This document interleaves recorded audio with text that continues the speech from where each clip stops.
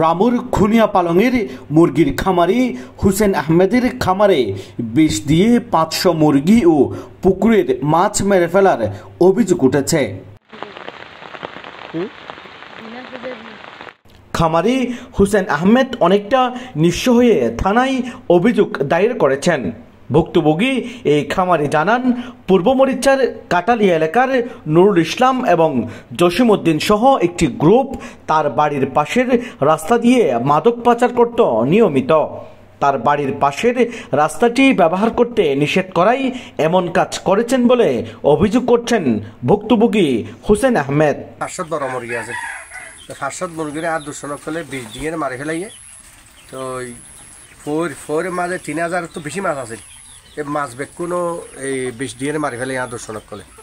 এদিকে প্রত্যক্ষদর্শীরা জানান, 4 থেকে 5 জন লোক খামারে প্রবেশ করে মুরগির খাবারের পানিতে বিষ দেয়।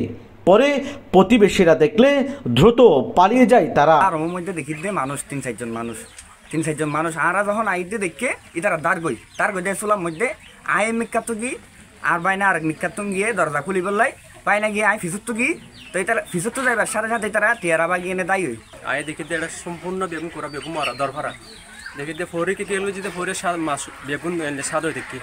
ফার্মের ভিতরে যখন মানুষ তখন আই মুরগির অবস্থা দেখি দে মুরগি কি করে আর মুরগি তখন দরফরাত দেখিলাম তাহলে দৌড়িয়ে নেই তারা আরা দৌড়াই নিবার সময় দাঁড়িয়ে নিগি হয় তাহলে এটা হনহনাইছিল আই মানে চিনিত পাইজি।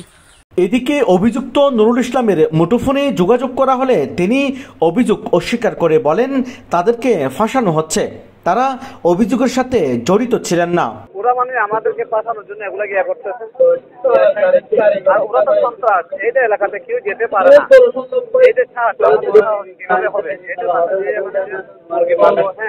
ভুক্তভোগী খামারি হুসেন আহমেদ মুরগি আর পুকুরের মাছের ক্ষতিপূরণ পেতে এখন ঘুরছেন সরকারি দপ্তরে। Desk report, TTN, Cox's Bazar.